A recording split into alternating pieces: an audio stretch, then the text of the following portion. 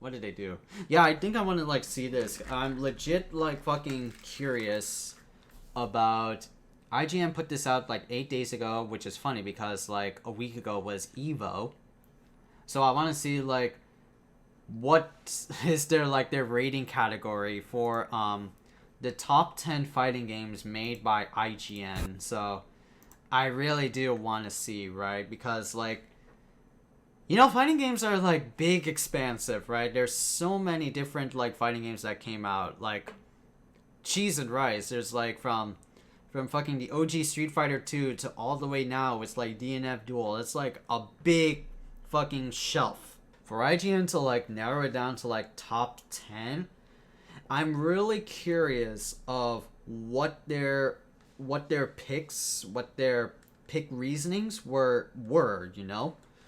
So let me see. Top 10 fighting games by IGN. This is going to be a hoot because like IGN does some pretty wild fucking stuff that they do with their lists and whatnot. So I want to see. Prepare to strike now.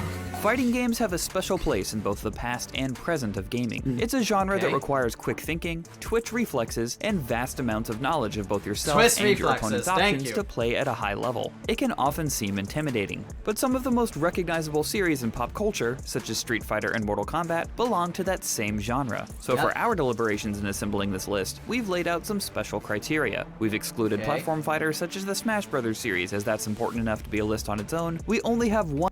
That's really crazy though, because like that sentence alone drew my fucking ears. Platform fighters should not be considered in this top 10 fighting games list. But you know, we've seen over the years that they can be considered fighting games, right? Like we have definitely seen a lot of like these like indie projects come up in indie fighting games come up at like Evo like break times. Well, we saw like Rushdown, Revolt, and we saw like there's like 1, 2, 3 like Smash clones, and then there's like Multiverses that had like an exhibition in a fighting game major circuit. Fighting games have definitely evolved and became inclusive to include platform fighters in their repertoire. And all this goes back to like Smash Brothers, back at like Evo, where they weren't recognized as an official like game until like the breast cancer awareness campaign, and saw like the numbers rise because so many people were like into Smash Brothers. So many people wanted to have Smash Brothers be a legit fighting game in a grand fighting game circuit, and they got their chance long ago. And so now it's like, wow, IGN, you really don't want to consider platform fighters to be like legit fighting games, even though Smash Brothers and Multiverses are those platform fighters that definitely paved the way to be fighting games. Okay. Game representing each series, and while legacy can play a big part, they must offer robust mechanics and still be fun to play today. Here's our list of the top 10 fighting games. Okay. Rock you! He must win. Ugh, my face! Mortal Kombat 9 marked a turning point. Okay, so Mortal Kombat 9, right? Okay. Alright, I'll give IGN credit to that. Because like MK9, as many people would call it, because it was after like the many MK games in the PS2 era. It's like okay, Mortal Kombat 2011 brought back the Mortal Kombat community back to life. And it was not just like a fluff PS2 like Armageddon or Deception or those types of like games where it's like 3D and like all this fun stuff like combat cards. Mortal Kombat was coming back to the swing of things, and now they're being like recognized as a major esport, one of those major esports. And also like Mortal Kombat after like MK versus DC, and now it's like and with MK9, they got well known for their like long cinematic like story modes, long engaging story modes. So those were pretty good. So those were pretty tight. And makes sense. Though I don't know about like 10 though. albeit, you know, there's MK11 and there's MKX. There's also Injustice and Injustice 2. But yeah, I can see why MK9 deserves a vote. Deserves like a 10. It's still like it's one of those like easy to learn, hard to master type of games. It has like a huge roster. It has a long story mode. It has deep sweaty online. There's challenge towers. Okay. Point in the history of MK. It was a reboot, not just of its story, but of everything that defined Mortal Kombat over the years. Puzzle combat, motor combat, and weird creative fatalities were all gone in lieu of a back-to-basics approach that focused on the actual combat above all else. It turned out to be the best possible decision for the series, because Mortal Kombat 9 brought the legendary fighting series back from the brink, thanks to its excellent story mode, copious amounts of fan service, and redone mechanics that laid the foundation for subsequent games to follow. It certainly was not the most balanced fighting game in the world, but that was part of its charm, and its imperfections are actually one of the reasons why many fans still prefer MK9 over 10 and 11 to this day. You are not ready for what you are about to face. Even just a passing glance at Skullgirls in motion will tell you that this isn't your average indie fighting game, but there's more to Skullgirls than just its looks. Skullgirls has one of the most flexible fighting game systems ever made. Every character has a ton of different combo routes, and you can play as a solo character with increased health and damage, a balanced duo team, or fill up your squad with 3 characters that are weaker, but offer the advantage of extra assists and combo extensions. Add in memorable character design, art style, and music on top of silky smooth gameplay and net play, and it's no wonder Skullgirls still thrives 10 years later. Yeah, that's crazy, man. That's crazy. Because, like, Skullgirls is, like, a game that, like, started off as an indie project, and the roots behind it was that it's going to be, like, a Marvel vs. Capcom-like game, like, more specifically MVC2. And you see, like, a lot of these, like, cool, you see, like, all these, like, crazy strings of, like, certain characters, and, of course, characters look fucking fantastic. Characters look pretty sick, because it's all like they're sprite based, but they're all like hand drawn, but they're so like beautiful looking, because that's the power of Lab Zero. Like, this is like a fucking game that really shows off like the visuals and like how characters do stuff. But on that note, like, Skullgirls does have like a troubled history of like, you know, just community weirdness.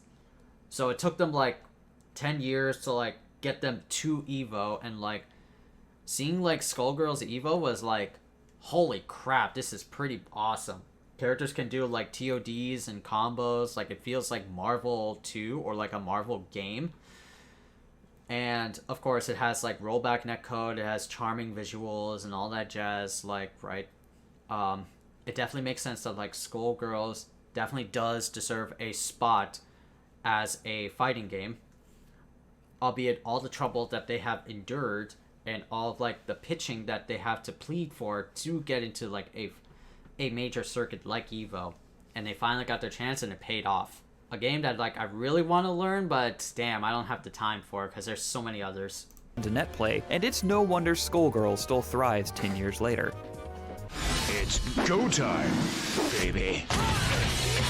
Virtua Fighter 5 Final Showdown was the final arcade and console iteration of Sega's premier 3D fighter, and Ultimate Showdown rebuilt the game on Yakuza's Dragon engine for modern consoles. Often credited with greatly influencing or even creating the 3D fighter genre, Virtua Fighter is foundational to video games. The likes of Yu Suzuki, creator of Shenmue and Space Harrier, and Toshihiro Nagoshi, longtime head of the Yakuza series, helped craft a series focused on grounded martial arts, vast movement, attack and counter options, and characters that became instantly iconic. Virtua Fighter 5 represents the peak of this design, with gameplay that still feels true to its roots, yet distinct from any other fighter out there, and improves on the series' online features. And although some single-player offerings have been removed from earlier versions of Virtua Fighter 5, Ultimate Showdown is the easiest way to play the latest entry on modern hardware. With incredibly high ceilings for execution, such as moves that require input windows as small as 1/60th of a second, and characters that are fun to just mash buttons on, Virtua Fighter 5 Ultimate Showdown is a must-play for fans of 3D fighters and the genre as a whole.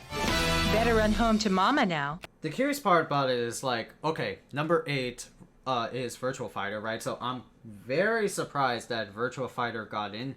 I think the main reason behind why Virtua Fighter like got a spot is that it was free if you had PlayStation Plus.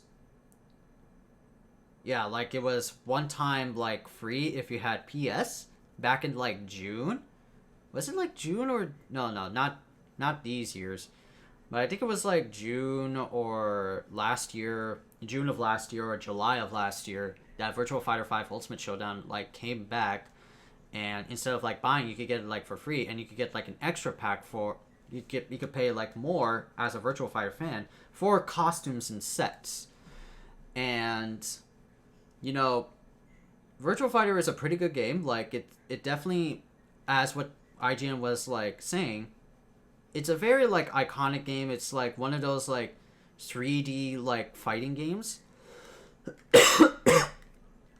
that definitely paved the way for 3D fighters to get that like spotlight. Virtua Fighter, Soul Calibur, Tekken, yeah, they just like it was a different field of view. It was a different field from 2D fighters, which we've been used to from Street Fighter, and of course iconic characters like fucking Jeffrey McWild, Akira, Sarah Bryan, Jackie Bryant, you know, all that shit. Of course, they didn't mention anything about the online. It's like they only sprinkled that a little bit, but we all know the online was like ass for Virtua Fighter. I didn't play it, but I've heard like lots of rumors and reports that Virtua Fighter Online was like kind of rough. But yeah, Virtua Fighter is a fun like 3D fighter if you're getting like tired of Soul Calibur or Tekken. Virtua Fighter is like a good option for you. Definitely has like a high skill barrier, but once you understand like how mechanics work in Virtua Fighter, oh my god, right? Like you are definitely like schmoving, going for like counter hits and all that jazz. Same thing like Tekken, but still it's like the barrier is like really high. But still it's like a fun game. Huh. Killer Instinct. Okay.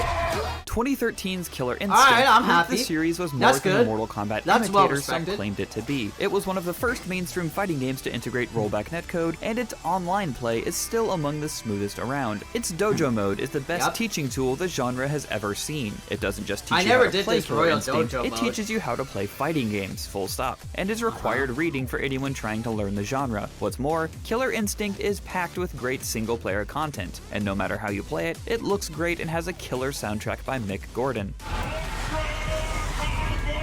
Okay. But whether you're yelling along with the announcer while pulling off an ultra combo, landing a perfectly timed combo or counter breaker, or just learning a new character in training mode, Killer Instinct feels great to play and has the technical depth any great fighter needs while remaining unique. Now, if only Microsoft would release a sequel. Huh. I'm very happy to see KI being featured in an IGN top 10, right? They got robust online. They got one of the first pioneers of rollback netcode before all the craze of rollback netcode with Strive and KOF 15 and all that jazz. So it was one of those games that has started it all. And it's got a killer roster. It's got a killer soundtrack. It's got I don't know about single player content. I know they have like arcade mode and they have like this like Shadow Lords. But that's just very reminiscent to Marvel vs. Capcom 3, where they had like the Heroes vs. Heralds mode. You fight like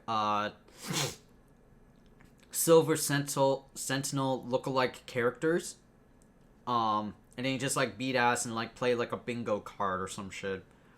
That's what I remember from like single player mode. I haven't played Shadow Lords, but pretty much understand that it's like that, you know. But I'm happy that like KI is like featured, man. And I like the tease at the very end of like, oh, Microsoft, when's KI 2? Because fans know that like people really liked KI that much, right? It did not like, you know, it started off as a small like free fighting game on Xbox, right? And then over the course of like 4.5 seasons, it blew up, and now there's like KI Major League tournaments. There's a combo, there's a Killer League, right? Like, it just blew up so much, and fans really like seeing KI play it. Casuals like seeing KI play it. Like, just having opponents do combo breakers and counter breakers on each other is like, yo, that's pretty hype as hell, man.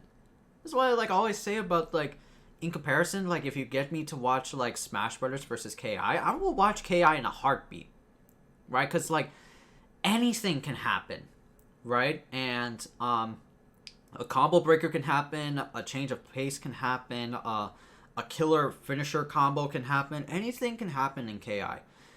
Whereas in Smash Brothers, I feel like it's the same thing. Like, okay, there's Red Flash and that's it. He's dead. Oh wait, he's not dead. Do it again. And like, I'm just bored with Smash Brothers. But yeah, like KI definitely deserves a spot. Ultimate Marvel 3 vs. Capcom 3 is set apart by its character balance, or lack thereof, and team construction. Many of the characters are broken in a way that only Marvel can get away with, and being able to put 3 of these characters together, each with 1 of 3 assist options in varying orders, creates a sandbox of possibilities. You can be in complete control as you perfectly execute an infinite combo 1 game, and question your life decisions as you're stuck blocking Soul Fist non-stop without having a chance to move the next game. You can start a game off with a mix-up leading to a death combo, mix up your opponent's next character into another death combo, and make 1 execution error on their 3rd character just to watch your whole team die to a level 3 X-Factor comeback. It's brutal and unforgiving, but that feeling of being all-powerful is worth it. It's fast, flashy, and the combo system is ridiculous. It will garner your attention and take you for a ride. Okay, so... It's fun. I love Marvel 3, and yo, like, Marvel 3 is like my jam, right? But there are some like unforgiving things about Marvel 3 that I cannot stand. First of all, it's online. Second of all, top tier characters, a la Dark Phoenix. But shit, man. Yeah, Ultimate Marvel 3. From what I've understood with IGN, with what they were like talking about, I can pretty much say that they're going for like a very casual approach, and based on like what they said, they've been seeing like many tournaments or like many coverage of Ultimate Marvel 3 and how it's like showcased at like top level, that like how they were saying very one-sided or like unforgiving, broken, all that stuff. But Marvel is all about that broken shit. That's what they've always like been. So I'm starting to see that from 10 through 6, I feel like IGN categorized these fighting games from like a very casual approach to these fighting games, right? Because like we saw like KI, we saw like all that shit, we saw like Skullgirls, Mortal Kombat, right? And they're pretty much going for like, you know, not really like what's the word? They're not really robust in terms of like, you know, talking about like online, but they're just like talking about, okay, what's so special about this fighting game? What's like the single player appeal? What like can a scrub like me do with this like fighting game, you know? Is it flashy? Is it cool? Is it stylish? Does it have a good roster that I could pick with, you know, all that jazz? So I can definitely see where they're like coming from. But what's the next one? 13!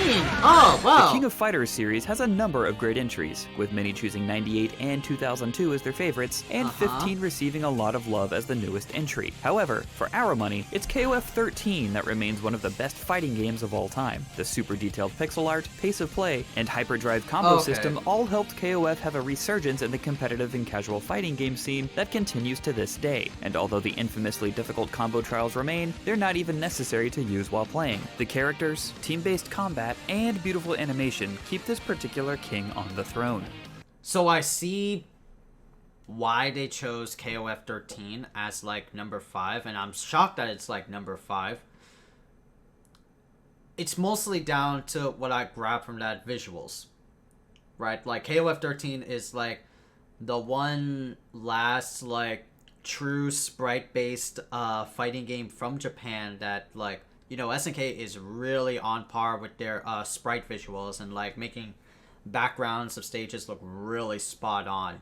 And now we're entering this like 2.5D like 3D era of fighting games, like make characters look almost like realistic, visually charming, all that jazz.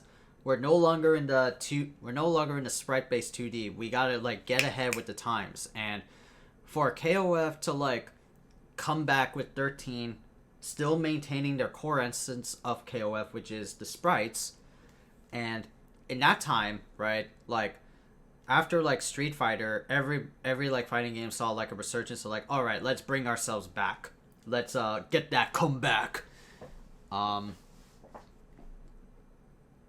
I can see why KOF 15 is there. Yeah, visuals is pretty. The combos are nuts if you know how to master them in KOF 13. Didn't talk about online, didn't talk about story mode, right? But yeah, just like the main factor is just visuals alone is what sells fighting games, right? That's what it should be, right? And this game is an example of that. Not only is Dragon Ball FighterZ finally a good Dragon Ball game, but it's an amazing fighting game in its own right. The first thing you'll notice is the presentation. It is absolutely stunning to look at, and the sounds of haymakers, super dashes, and energy beams give the action the punch it really needs. You can freeze nearly any frame, and you might think it's straight from the anime. Combine its presentation with a deep roster of fan-favorite characters, 3v3 tag system, an approachable auto-combo system that makes doing flashy combos easy for beginners, and you have one of the most fun-to-play fighting games in recent memory, with competitive legs that still endure to this day. And with the recent announcement of rollback netcode, Dragon Ball FighterZ has a very bright future ahead of it. Yep, like I said, visuals are what sell a fighting game, and, you know, not gonna lie, I was super impressed with Dragon Ball FighterZ when it first launched their actual, like, trailer. Oh my god, a Dragon Ball fighting game made by Arc System Works. And it plays like Marvel vs. Capcom 3. Yo, I'm sold, right? Of course, like, it did wear down on me, right? Like, I didn't have much attachment for fighters as I did before. Certain characters got nerfed, you know, new characters coming in. The current state of fighters is kind of meh, with, like, 21 and just, like, fusion parades. You don't see a lot of, like, the other charming characters that make Dragon Ball Z really shine. So, it's kind of like Marvel 3. Like, it's literally MVC 3 all over again, just in a different paint of color. But yeah, like, Dragon Ball FighterZ is good because, like, it was that fighting game where, like, anybody can get in and play a fighting game. The auto combo system is good. The combos feel like, you know, you can easily, like, pick them up. There are certainly, like, high skill barriers, like re-jumps, like super dash re-jumps, and, like, intentional delays with your combos. Like, you have to, like, knowingly delay a part of a combo in order for that combo to work. But it is a fun, like, Marvel style game, and I do appreciate Dragon Ball FighterZ for what it is. I'll probably, like, get back on it once rollback netcode comes in, but, you know, if there's, like, more content outside of rollback, oh my god, maybe. But if not, then I don't know. I'll just, like, play with my friends and that's it. Alright, next. Yeah. Tekken has always been known as one of the most difficult fighting game franchises. Its 3D movement adds layers of complexity, there are over 50 characters each with well over 100 moves apiece, and the simple act of moving backwards properly requires practice. Its depth and complexity make it every bit as demanding as it is rewarding, and those who put in the time will be rewarded. What sets Tekken 7 apart from other entries in the series, and earns it a spot here, is how much it improved in accessibility without cutting back on its depth. The series returning to 1v1 from the 2v2 format combat in Tekken Tag Tournament 2 cuts the amount of moves you need to remember in half, but all of the characters individually are just as complex as they were, if not more. Rage arts and rage drives are exciting comeback mechanics, but will never beat out solid play. And while the slow-mo finishers don't change much of anything to the gameplay, they have created some of the hypest moments in tournaments. Tekken 7 hits the balance of attracting a new audience without alienating hardcore fans perfectly. So I see why Tekken is like a number 3, right? Because like, you know, Tekken still sells units, right? Like, this game has been around, and I joke this a lot in my stream. This game has been around for like a decade. It's been more than like 50 years since like Tekken 7 actually like debuted. And, you know, like, a lot of buzz for like Tekken because like it's a very fun Tekken. You get all of like the slow-mo like shit. You get counter hits that really drive casuals to be like, oh, this game's really cool. I could keep up with this pace, but still not as daunting as like others. Let me play this game and let me see how it feels. Holy shit, this feels good. Right? And not saying that's like a bad thing, right? Because like Tekken is a very fun game. I got into Tekken because of like DLC characters, obviously. And I learned how to play the game, and I've watched tourneys of Tekken 7, just like them like schmoving, whether it be Pakistani backdashing or Korean backdashing, you know, like it's a fun like hype inducing game because, you know, it's not like Killer Instinct where like anything can happen, but anything can happen in Tekken 7. One false move, one false whiff, and you're like dead. Like if you're like Geese and like up against the wall, oh, that's it, you're dead. So everything is like a very like calculative. Everything in Tekken is like a very calculative feeling, and like, you know, that's something special about Tekken. You just like can't like, you know, take that away. That's like something you can't take away from like Tekken. I don't know about they have single player content, right? They had the big ass like story mode. They had treasure battle. They had arcade ladders, all that jazz.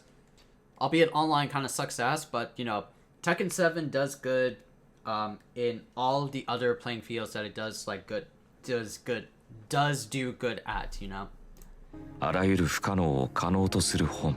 Yeah. 人類に魔法をもたらし、未来を築いた。 The Guilty Gear series has been pumping out excellent fighting games for more than 2 decades. Yep, Guilty Gear Strive is where Arc System System Works' flagship title finally found mainstream success, and for good reason. Strive sports the best rollback netcode in the business, something that was largely unheard of in a mainstream fighter even a few years ago. But good netcode alone does not a great fighter make. Strive also refined the series' notoriously technical gameplay, making it easy to pick up and understand without losing the depth or the diversity of Guilty Gear's gonzo cast. Every single one of Strive's 20 characters, whether it's series poster boy and rushdown monster soul bad guy, or the coffin-swanging Gold Lewis Dickinson, plays completely differently from one another. So there's an enormous amount to learn and discover even if you only play a single character. Add in Roman cancels, which lets you cancel any action into another action, and Strive has an almost limitless level of player freedom and expression. Combine all that with an excellent story mode, detailed teaching tools, tons of concept art and customization options to unlock, a rockin' soundtrack spanning nearly every game in the franchise, and some of the most impressive visuals in the genre, and it's easy to see why Strive has taken the fighting game community by storm. So again, another Tekken situation, right? But in contrast to Tekken, Guilty Gear Strive does everything a little bit better than Tekken 7 in my opinion, right? It's a very good looking Guilty Gear, right? This is like Arc System Works' magnum like opus. Like if they were like going to be walking down the graduation lane, this is like their this is like their magna cum laude. This is like their greatest and highest pinnacle achievement that they could ever possibly dream of. Tekken 7, I don't think it will hit there like yet. We got like Tekken 8 as a confirmation, but yeah, man, like fuck. Guilty Gear Strive is just hitting all those like beats and notes that like what makes a fighting game really good. Great visuals, diverse cast of characters. It's an anime fighter, so you're obviously going to have diverse cast of characters. Great online, like This is like not like Killer Instinct levels, but this is like the advent of rollback, right? And this is like the game where like fighting game devs and fighting game players now actually see that like, okay, it's not just like a fighting game that you could just pick up and play online, right? This is like a game where it's like, okay, online matters. Online should be the number one priority in a fighting game. And if you don't have that, you're like walking on muddy waters. And of course, like, Guilty Gear Strive is a very easy fighting game. Like, you can easily get into it. You could easily just press buttons and do stuff. Counter hits make it really eye-catching for casual players, right? So, of course, makes sense as to why Guilty Gear Strive is in number 2. It's like a Tekken 7 situation in terms of, like, sales. It keeps pumping out numbers after numbers. There's still, like, major tournaments that close out their tourneys, like EVO, Combo Breaker, CEO, close out their tournaments with Guilty Gear Strive. So, of course, that makes sense why Guilty Gear Strive is, like, there. But I'm surprised it's number 2. Though I'm very much curious on, like, what's their number 1, right? Like, I am very, very curious. Because, like, Guilty Gear Strive is, like, number 2. What can beat out number 1 in IGN's top fighting game list? Wow! Picking a single game to represent the most storied fighting game franchise was a tough ask. After all, Street Fighter II popularized the genre when it hit arcades in 1991, and Street Fighter IV resurrected it when it hit home consoles in 2009. But Street Fighter III Third Strike is something special. It gave us Evo Moment 37, the Daigo parry, and inspired an entire generation of players. But there's so much more to it than that. The sprite work is still some of the most beautifully animated around. The backgrounds ooze style, and the jazz-inspired soundtrack features some of the best music in any fighting game. Even the roster, underappreciated at the time because of how few characters carried over from Street Fighter II and how weird several of the characters are, holds up remarkably well, with options to suit any playstyle. But the real highlight is the parry system. The decision to make any attack, from Hadokens to super arts, parryable adds almost limitless depth to a series already renowned for it, while keeping it fairly easy to pick up and play for newcomers. Third Strike showed us what was possible, bringing the genre's most important series up to speed with its contemporaries while simultaneously elevating it to new heights. More importantly, all of it holds up today, something most games from 1999 can't say, and recent re-releases even support rollback netcode. Street Fighter III Third Strike is, quite simply, the greatest fighting game ever made.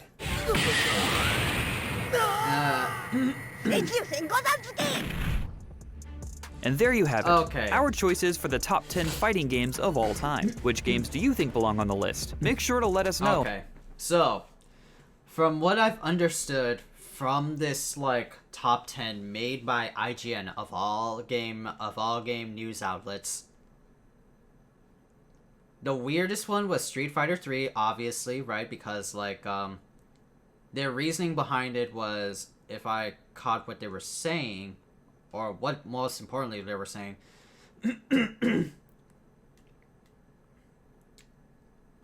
I think it's just because of like Evo Moment 37, and it's like a highlight right here, right? Yep, that's literally what has like brought attention to like IGN and make it like a number 1, is because it's like a Evo Moment 37 is such like a big fucking like moment in fighting game history, because it was a top tier pick against a mid tier character, and it was a player using like fundamentals, and to parry Chun-Li's super is like, bro, you're on crack. You're like sniffing the copium and the hopium, and like the fact that like Daigo did that light jump, hop up, low forward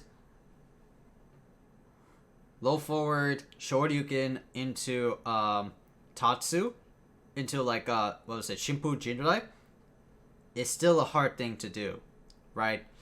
Albeit it's easy now with like Fightcade, and I see a lot of like sweaties playing Fightcade and just parry the fuck out of everything. But Street Fighter Third Strike is still a good game.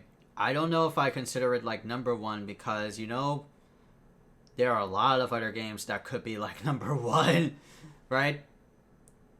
Marvel versus Capcom 2. I'm surprised they missed that, right? Like, I'm surprised IGN fucking missed that. Because that's, like, one of those, like, casual games. And that's what I was going to say about, like, this, like, whole list brought on by IGN. Outside of Third Strike, everything about it, well, one, is that they're all modern fighting games, right? They all look like they came out from, like, the 2010s or, like, the 2020s. So, they're only categorizing what's hip, what's new, what's popular in the market now. So that's one of the themes behind this top 10. And number two, right? They're going for casual approach. That's one of their big games. Like almost like 4 or 5 games out of this list is like, okay, this is definitely derived from like fans that really want to like get into like fighting games, and there are a few games that really do that, which is Dragon Ball FighterZ, Guilty Gear, what else is there?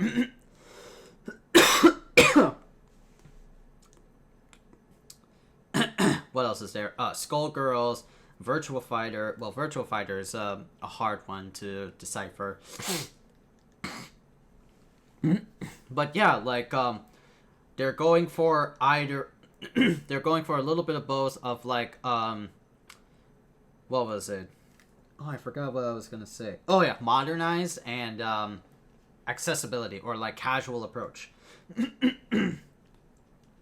Yeah, so outside of Street Fighter, it definitely makes sense why IGN would pick those titles specifically. Still amazed at like what they chose, to be honest, right? But this is IGN we're talking about. They're like a crazy hooter of a hat, you know? Like I would never like take IGN like seriously. I'd rather trust someplace else like Event Hubs or like what was it, Game Informer or shits like that.